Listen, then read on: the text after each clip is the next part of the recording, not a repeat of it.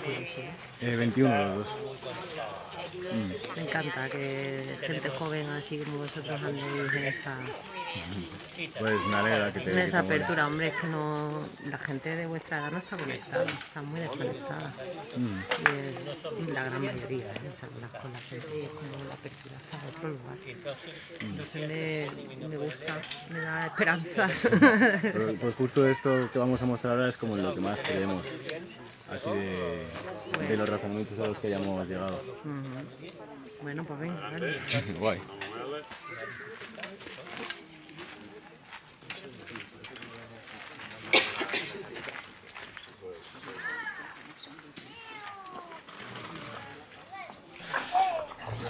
Pues nada, lo primero, deciros a todos que muchísimas gracias por haber llegado a estas alturas del evento, o algunos viniendo más tarde, pero bueno, los demás tenemos ahí horas de charlas y el cerebro fundido, pero bueno, ahora mismo os vamos a presentar unos razonamientos a los que llegamos Marcos y yo cuando estuvimos en Italia, porque nos leímos el libro de las meditaciones de Marco Aurelio. Entonces quisimos hacer lo que para él son los principios rectores, o sea, es ¿por qué te riges? Pues ellos se querrían regir por moral, por virtud, etc. Y nosotros al llegar, o sea, al empezar a querer estructurar por qué nos queremos regir, nos dimos cuenta de que no nos regimos por nosotros mismos. Entonces empezamos a hacer un esquema, el cual agrupa sobre todo 7 maestrías, que bueno, una es la Cábala, otra es los Vedas, también el trabajo de José Luis París, el trabajo de Joe Dispenza, los 4 acuerdos toltecas, el camino del alquimista de Paulo Coelho y todo lo que hemos leído en base a los estoicos. Entonces os vamos a presentar este razonamiento al cual hemos llegado. Esperemos hacerlo de la mejor manera posible porque no tenemos experiencia hablando así al público de esto, pero le vamos a dar caña. Sí, hemos hablado un par de veces a la cámara sobre esto, tenemos ya varios podcasts hablando de los principios rectores, pero bueno, vamos a darle caña. La pregunta que nos hicimos ahí en Italia era, si no nos regimos por nosotros mismos, que es a lo que queríamos llegar y lo que queríamos encontrar es, ¿por qué nos estábamos rigiendo entonces? Es como, os podéis hacer la pregunta a vosotros mismos, ¿por qué os regís? ¿De dónde actuáis? ¿Qué es lo que os mueve? Y entendimos que nos movemos a través de métodos, o sea, a través de métodos que lo que nos dicen son, bueno, métodos que vienen evidentemente condicionados pues el país en el que vivimos, el paradigma, yo que sé, político o social, o que nuestra madre sea de no sé dónde, nuestro padre de tal, los amigos que tengamos, las relaciones que hayamos construido. Pero está claro que todos esos métodos, que son al fin y al cabo los que nos hacen tener un paradigma, pueden ser inconscientes o pueden ser conscientes. Lo que nos dimos Samu y yo es que el paradigma en el que nos movíamos era completamente inconsciente. Era porque no sabíamos por qué nos estábamos moviendo o qué era lo que nos impulsaba. Entonces, ahí está realmente el peligro, en saber que el paradigma en el que nos movemos puede ser inconsciente. Y entonces, ¿de qué se componen como los métodos? Y esto también es algo bueno, ¿por qué se componen los métodos? Pues nos dimos cuenta también que los métodos significan, o sea, los métodos, o bueno, la etimología de método viene también relacionada con bueno, esto ni lo voy a apuntar porque tampoco es tan importante, pero nos marcan las metas que podemos alcanzar y también nos marcan cómo nos movemos hacia esas metas. Y bueno, y nos dimos cuenta que el que es inconsciente sobre su método se rige pues sin saber por qué se rige, y el que es consciente tiene la responsabilidad de saber en el método en el que se rige y de decidir cambiarlo o no cambiarlo. Y nada, y como Marco Aurelio dice, el que realmente es soberano de sí mismo es el que puede elegir el método por el que se rige. Y bueno, y eso es como lo que sacamos con respecto a los métodos por los que nos podemos regir. Pues nada, yo os voy a comentar un poco mi libro favorito, que son, como he comentado ahora, los 4 acuerdos toltecas. Son 4 acuerdos que tenían los toltecas en su maestría de la transformación. Y bueno, este libro empieza con una historia muy bonita, que es la historia de un chamán que vivía en un pueblo, pues rodeado ahí de toltecas y tal, y decidió una noche subir a una colina y quedarse ahí. Estuvo en una cueva y a mitad de la noche salió de ella, miró a las estrellas y se dio cuenta de que todos éramos luz, de que la luz refleja propia luz, y bueno, al fin y al cabo se dio cuenta de que todos éramos uno y vio como la verdadera naturaleza de la realidad. ¿Y qué pasó? Pues que este chamán bajó a su pueblo y empezó a mirar a la gente que tenía alrededor y se veía reflejado en ellos, se veía reflejado en las cosas que tenía a su alrededor, pero los demás no podían hacer lo mismo con él. ¿Y esto a qué se debía? Pues al fin y al cabo se debía a un humo que no le permitía ver la naturaleza de la realidad y le confundía. ¿Y este humo por qué está formado? Para nosotros está formado por la interpretación, que es un poco como la domesticación humana, como decía Marcos, desde el inconsciente, desde todo lo que nos han dicho nuestros padres cuando éramos pequeños. Y para los toltecas esta interpretación, este sistema de creencias, se constituía por 4 partes. Una es el libro de las creencias, donde se almacenan todos nuestros acuerdos, y las páginas conocidas como acuerdos. Y claro, los acuerdos son creencias, pero no quiere decir que las hayamos elegido, como aquí Marcos señalaba, de una forma consciente, sino que podemos haber estado de acuerdo con algo que nos haya sugestionado a alguien a estarlo. Por ejemplo, al típico niño que le han dicho desde pequeño, haces mal esto, pues a lo mejor no ha elegido tener ese acuerdo, pero sí que lo ha aceptado. Y eso es un poco. Luego para los toltecas hay una parte de nosotros mismos que juzga en base a ese libro, y otra parte que es la víctima, que recibe esos juicios en base al miedo, en base a la incertidumbre o a diversas cosas. Sí, también es complicado explicar estas cosas, o al menos porque en nuestra cabeza tienen mucho sentido, porque hemos hablado mucho de estas cosas, pero igual para el público general estáis un poquito perdidos o lo que sea, pero espero que se entienda. Y entonces, si este humo era como la interpretación que no nos permitía realmente escoger el método por el que actuábamos, porque, bueno, también relacionado con los estoicos, de los principios rectores, ellos creían que lo único que podía pues perturbar a una persona era su interpretación sobre las cosas, que como las cosas están todo el rato en constante cambio, realmente el único cambio que puedes ejercer tú con respecto a algo en esta realidad es sobre todo internamente, el cómo gestionas toda esa serie de cosas. Porque que algo sea bueno o malo, que algo sea bonito o feo, que algo sea de algún modo u otro, está muy condicionado por un juicio. Y pues eso, como explicaba Samu, este juez juzga en función de las páginas o las creencias que hemos acordado desde chiquititos, que también nos han sido implantadas y que simplemente hemos aceptado. ¿Y qué querían los estoicos? Pues que realmente el ser soberano de uno mismo era entrar en conexión con la ataraxia, que hemos entendido que es como la imperturbabilidad del alma. Es el decidir uno mismo realmente cómo le afectan las cosas o saber realmente cómo tomárselas. Y entonces, pues entendimos que era a través de una parte de justicia interior, que la identificamos como la falta de ego personal, sabiduría, que es llevar a la vida práctica la maestría en la que te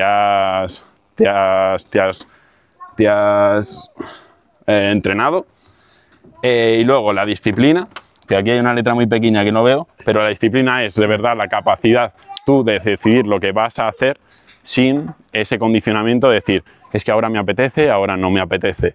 Es que la disciplina es el de verdad uno escoger y decir sin interpretación lo que va a hacer, porque le parece bien en función de su justicia y su sabiduría. Y luego el más importante de todos para nosotros, que es el coraje, que es la capacidad de enfrentar al miedo interno, porque eso lo vamos a explicar ahora. Pues sí, yo os voy a hacer una pregunta retórica. No sé si algunos habéis leído el libro del alquimista de Paulo Coelho, pero para nosotros es brutal. Bueno, os explico la historia rápidamente. Esto es un campesino, un pastor de Andalucía, que una noche sueña con unas pirámides en Egipto y que había un tesoro enterrado en ellas, y decide emprender el viaje. Decide ir a por ellas, y en su camino se encuentra con un montón de adversidades, al fin y al cabo. Cosas que le dan miedo, que no le permiten actuar, momentos en los que lo pierde todo y no tiene nada, momentos en los que parece que no va a poder surcar esas adversidades en las dunas del desierto. momentos en los cuales también parece que debería de dar vuelta atrás, porque joder, está en una situación muy fastidiosa. Pero, ¿qué le pasa a este alquimista? Que al final persiste, persiste, persiste y llega a encontrar ese tesoro. Claro, aquí la paradoja que nosotros hemos hecho es que encuentra un tesoro ahí lleno de oro y tal, pero el verdadero tesoro no es ese externo, sino que es una correspondencia con el verdadero tesoro que encontró internamente, que es el tesoro de haber afrontado todas esas adversidades y haberse constituido como un alquimista por haber podido ser soberano de donde él ponía los límites. Y claro, nosotros tenemos una metáfora con los miedos, que por ello Marcos había dicho esto de a lo que le damos valor, que es al coraje le damos muchísimo valor, con los dragones. La cosa es que los dragones, al fin y al cabo, pues mitológicamente son seres que tienen ahí unas garras alucinantes, que escupen fuego, súper grandes, pero ¿qué suelen guardar? Pues suelen guardar un tesoro, una princesa o algo así. Y quiere decir, bueno, que custodian algo valioso. Entonces, pues son como unos adversarios, porque lo vemos así como que son el miedo, ¿no? Un adversario al cual cuando te enfrentas y afrontas tu miedo y ves que es algo que no trascendía demasiado, encuentras un tesoro. Pues, por ejemplo, cuando ves a una chica guapa que te apetece ir a hablarla, pero no lo haces. O cuando, por ejemplo, nosotros decimos, queremos hacer un podcast, pero parece que no tenemos los recursos o lo que sea, y no lo hacemos. O cuando nosotros decimos, ¿cómo vamos a hacer un evento si no tenemos los recursos, etc.? Pues eso al final es un adversario, pero que cuando tú lo pasas se vuelve una especie de rival, o sea, se vuelve una especie de maestro. Y te permite evolucionar en ese aspecto. Eso es, y hay que tener coraje para enfrentar a un dragón. Pero también hay como otra figura que nos representa como a este dragón y a este adversario, que es la esfinge también, que te pone a prueba, como esa conexión que decían los egipcios de decir mitad humano, mitad Dios, lo que de verdad te pone a prueba y te dice que tú no puedes, que tú no tienes, que tú no sabes, que tú no debes. Y con respecto al podcast, Samu y yo podríamos decir, no tenemos invitados, eso es lo que nos planteamos al principio del todo, pero ¿qué ha pasado? Que los hemos buscado y sí los hemos tenido, o hemos pensado, no tenemos recursos y aún así los hemos conseguido, nos da miedo hablar enfrente de la cámara y hemos afrontado todas esas adversidades que nos ha puesto la vida y que en el fondo son un reflejo de nosotros mismos y de nuestro sistema de creencias y nuestro método por el cual nos regimos, porque si nos rigiésemos por uno en el que no nos diese miedo hablar delante de la cámara, no habríamos tenido que enfrentar ese miedo. Y por eso consideramos tan importante el coraje y es una representación al fin y al cabo de tu mundo interno y de tu método, sobre todo inconsciente, que se vuelve consciente al afrontarte a ello y decir, yo voy a luchar contra este sistema que me ha regido para poder sobreponerme y poder ser de verdad soberano. Y lo importante es emprender acción. O sea, tener el coraje de decir, yo voy a por esto aunque me dé miedo y aunque el mundo me diga que no tengo, que no sé, que no puedo, que no debo, que pinto yo ahí, y pues eso, las esfinges y los dragones son lo que queremos Samu y yo, pues esas representaciones físicas de nuestro sistema de creencias, de por ejemplo hacer un podcast que pase un tío por la calle y nos diga ¿qué hacéis ahí? ¿Son normales? O que, yo qué sé, o imaginaos que tuviésemos unos padres que no nos apoyasen, que no es el caso, o imaginaos que, ¿sabes? Todas esas de esos adversarios que hemos tenido que afrontar al fin y al cabo y con lo cual hemos podido engranar un poco más nuestro sistema de creencias en el que somos capaces, podemos hacer un podcast y de hecho ya lo hemos hecho y lo que nos ha demostrado la vida es que es algo que se puede, aunque antes te dijese que no. Y aquí es donde entra una figura muy importante que es la figura del mago, que es como esta capacidad de hacer como posible lo imposible, de poder transmutar lo imposible de ese sistema de creencias limitante que teníamos en el que no estábamos pudiendo hacer lo que queríamos hacer en el fondo, convertirlo en algo posible a través de pues enfrentar a todas estas esfinges, todos estos dragones y construir tu propio método consciente al fin y al cabo del método que tenías antes. Sí, esto que ha dicho Marcos, importante esto de los límites, lo que te marcaba el límite. Y al fin y al cabo a nosotros nos gusta mucho la figura del guerrero explicada por José Luis París, porque siempre comentaba que en las culturas iniciáticas no se concebía al guerrero al que va a la guerra con su espada y decapita a todo Dios, sino que el verdadero guerrero es el que se enfrenta a sí mismo, a esta parte de inconsciente que le esclaviza. O sea, y nosotros lo vemos un poco como a nivel de coherencia, ya que, por ejemplo, nosotros podemos pensar, queremos hacer el podcast y vamos a conseguir llegar a todo lo alto a un 80%, pero a lo mejor hay un 20% de nuestra mente que nos está diciendo no tienes, no debes, no sabes, no puedes. Y claro, ese aspecto de nuestra mente nos está autosaboteando. No estamos consiguiendo hacer bien la magia. Y la magia, ya no estoy hablando de muchas cosas que se leen por ahí, que puede que sean reales. Yo en verdad pues creo bastante en este tipo de cosas, de que bueno, puede que vamos en una matrix holográfica y que lo que tenemos en nuestro interior se plasma en el interior. Entonces, claro, si tú no tienes ese 85%, si tú tienes el 85% alineado en tu psique de que quieres eso, lo sientes, lo dices con tus palabras y no te llega, a lo mejor es porque hay un pajarito mental que te está diciendo no puedes porque no tienes los recursos, no sabes porque eres muy joven, cualquier cosa. Pero si no, aunque no tenga este mundo estas cualidades, para nosotros ya es hacer magia el poder ser soberano, como decía Marcos, al igual que los estoicos, de nuestro propio interior. Y claro, esta incoherencia es muy dura.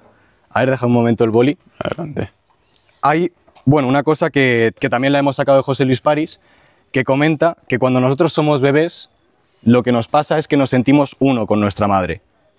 Es como que nos sentimos parte de ella y por lo tanto no tenemos como lo que se conoce separación. Y lo que sucede, bueno, es una teoría un poco rara, pero es como que un bebé cuando es pequeño ama y desea a su madre. Tiene como esa coherencia mental de amar y desear a la misma cosa. Pero luego cuando nace pues se da cuenta por los paradigmas sociales, etc., que no puede desear a su madre, que tiene que buscarse a otra persona. Bueno, esto es un poco, pues podríamos decir a lo mejor que no es así, tampoco lo sé. En plan, no sé si es alguna teoría de Freud y tal, pero lo que yo entendí de José Luis París es que al fin y al cabo, cuando nos hemos ido domesticando, como decíamos al principio, hemos separado el amor del deseo. El amor más arraigado al hemisferio izquierdo y el deseo más hacia el derecho. Y bueno, esto se ve un poco en el tema de, no sé, por ejemplo, estoy ahí y digo, buah, me encantan los amigos de toda la vida, les amo, pero me encantaría conocer gente nueva. Amo el lugar en el que me he criado con mi familia, pero quiero viajar, quiero conocer nuevos lugares. O me encanta mi pareja, mi mujer, pero la vecina, como que hay más deseo, ¿no? Putada, la verdad. Ese tipo de incoherencias es una movida. ¿Y qué pasa cuando uno no tiene esa coherencia de la que estamos hablando? ¿Y qué pasa si sí la tiene, sobre todo, que eso es lo importante? Vosotros cuando habláis, ¿os escucháis a vosotros mismos? ¿Os pasa que estáis diciendo cosas y os estáis escuchando al mismo tiempo? Porque esto es algo que es muy complicado, el escucharse y hablarse al mismo tiempo. Y, bueno, es una especie de dualización o de separación en la que hacen bastante hincapié todos estos como sistemas de los que hemos aprendido.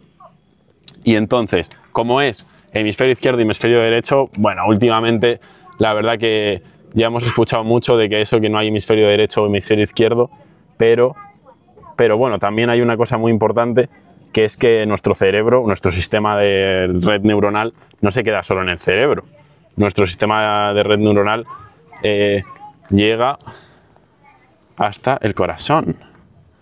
Nuestro sistema de red neuronal, tenemos neuronas en el corazón. Y pues esta representación de decir, alinear lado izquierdo y lado derecho. Lo que ha hecho el José Luis hoy en su charla. Eso, hacer el triqui-tri. Llega hasta el corazón y mucho más, porque el sistema entérico, que es todo el digestivo, tenemos millones de neuronas y ocurre al igual que en el corazón, hay más flujo de información de todo nuestro digestivo y de todas nuestras bacterias al cerebro, que en el cerebro hay, que ocurre lo mismo con el corazón, hay más flujo de información. Pues eso es. Del corazón al cerebro que del cerebro al corazón. Claro, y muchas veces los pensamientos que tenemos pues no están en congruencia tampoco, de desear y amar diferentes cosas. Entonces, ¿Qué sucede y qué hemos aprendido de Joe Dispenza con respecto a esto? Que cuando tú, igual simbológicamente es el lado izquierdo o el lado derecho, igual es el sistema de neuronas del corazón o de todo otro sistema de neuronas en conexión también con el sistema de neuronas del cerebro. Y lo importante de esto es que este corazón puede ir como a una cierta frecuencia y el sistema también del cerebro puede ir también a una cierta frecuencia. Lo que nos suele pasar, o en esta dualización, lo que sucede, o lo que dicen que sucede, es que ondas cerebrales, que bueno, que ya sabéis que cambian con respecto a, por ejemplo, la fase del sueño en la que nos encontremos, pues que cuando este sistema de ondas ritmo cardíaco, al fin y al cabo, justo, yo creo, ¿no? y este del cerebro están alineados, el uno con respecto al otro, pues se dice que generan, bueno, y se ha visto que nosotros generamos un campo magnético respecto al corazón, pues se dice que cuando estos dos pueden ir a la misma frecuencia, pues ese campo electromagnético se expande bastante más. Y esto está muy relacionado también con otra cosa que va a explicar Samu. Vale, pues bueno, yo voy a necesitar borrar un poco de la pizarra, Sí, así un chin. borra, borra. No, no te preocupes, No hace yo creo falta. que así a malas en este espacio lo puedo poner.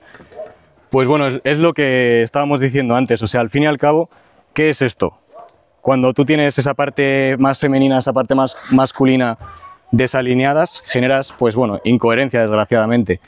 Pero esto que os voy a comentar ahora es la parte más esotérica, más mística, con la que hemos encajado esta cosa. No sé si habéis oído hablar de esto de que estamos en la tercera dimensión y que viene el salto a la quinta dimensión. Pues nosotros pensamos que cuando tú estás regido desde este paradigma, estás en la 3D conocida hoy en día. Y cuando estás en el otro paradigma, estás en la 5D.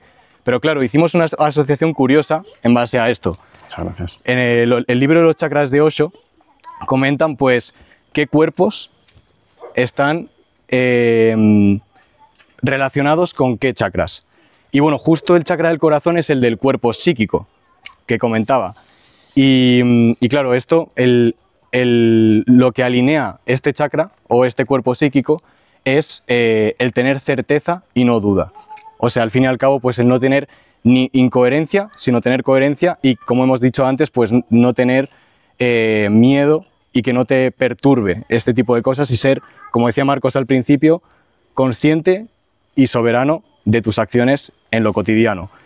¿Y qué pasa? Bueno, pues que al final es el cuarto chakra, el chakra del corazón, que supuestamente conecta los de abajo con los de arriba. Pero es curioso esto de que, claro, hay otros 7 chakras, 3 abajo y 3 arriba, y estos son como los terrenales, y estos son como los más sutiles, más etéricos y tal. Y claro, nosotros nos imaginamos que aparte es curioso que en el libro de los chakras de Osho, el quinto chakra es el chakra del espíritu, o sea, es el chakra que está relacionado con el cuerpo espiritual, como con esa especie de fractal que muchos habréis oído hablar hoy en día, de esa pequeña porción del todo, que por eso os decíamos que lo hemos relacionado con los Vedas y con la Cábala, porque para los Vedas venimos como de una gran llama, no sé si lo habrá comentado Mahayan, y somos una chispa que se alejó que está experimentando el camino de vuelta. Esa parte de separación, a lo mejor ese bebé que nace y que se siente separado y que tiene que experimentar en su forma de adulto, de niño, como cuando le llegue, esa vuelta a la unidad. Y claro, esa unidad podría ser este chakra del corazón, ¿no? Este cuerpo psíquico y el ser a imagen y semejanza de Dios, por así decirlo, y pues tú decidir qué es lo que quieres crear y sobre todo qué es lo que quieres creer. Y bueno, lo único que quiero deciros es que esto, pues es curioso, ¿no? En las iglesias que te dicen que van a conectar lo humano con lo divino, el sacerdote, ¿no? Que es el pontífice en realidad, que quiere hacer ese puente, esa conexión, que para eso te lleva pues a esos lugares. Pues yo creo que esa conexión de lo humano con lo divino la tenemos que hacer internamente y la tenemos que encontrar en nuestro propio corazón. Y hasta aquí sería la charla. Bueno, y falta una cosa, en verdad. La historia de Hércules. Ah, bueno, si hay tiempo, la historia de Hércules también. No, ¿Cómo vamos, José? En un segundo. Las pizzas, ahora acabo de hablar con Carmen, que en 5 minutos empiezan a salir. Así que, venga, son 5 minutos. Ok, pues voy a necesitar el roto este. Este trabajo hercúleo en este día de tanta magia que sí. Claro. Estaba por ese 15% de que no hay magia, ya está superado, ¿no? Bueno, Eso es. Y también consideramos bastante importante como el verlo también representado a través Lo voy borrando. a través de los mitos, igual, porque uno puede pensar, esto es verdad, esto es mentira, esto qué es. Y bueno, yo creo que, a ver, yo creo que Hércules no existió, pero hay quien puede pensar que sí.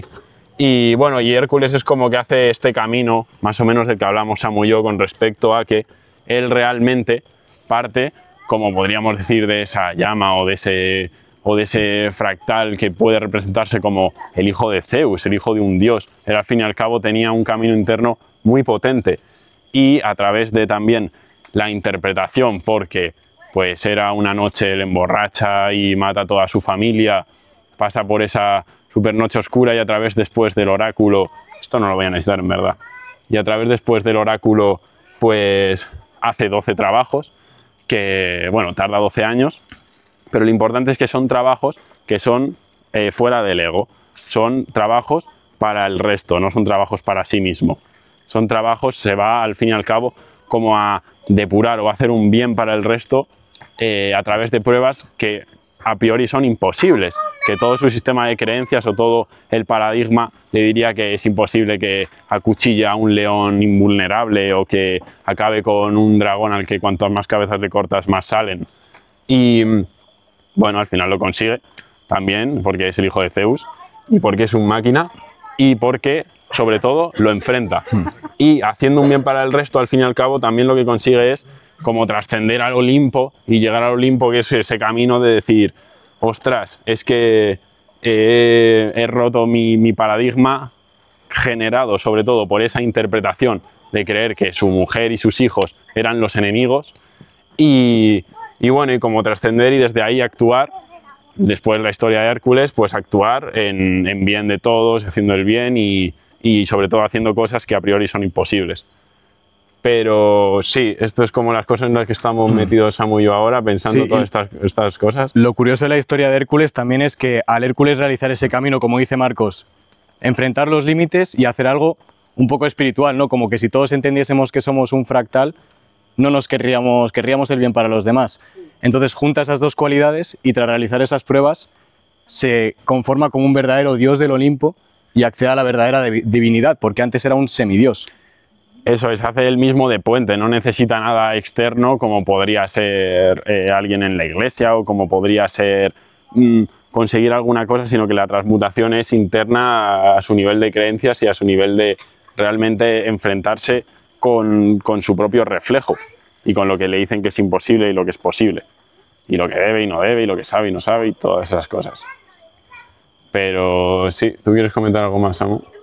Yo creo que ya estaría ahí. Sí, la hemos hecho concisa y rápida para no dar mucho la chapa, pero tenéis un podcast de 1 hora y 40 y pico si queréis, ahí en YouTube. ¡Ole! Gracias. Gracias. Gracias. Espero que se haya entendido. Sí. Un poco al menos. Eso, las pizzas, creo que las vamos a sacar ahora. Tenemos pizza vegetal y pizza de jamón serrano. La base es de espelta, la hemos nosotros de esa espelta de que hablábamos, del que están hechos los bizcochos, que es una espelta biodinámica.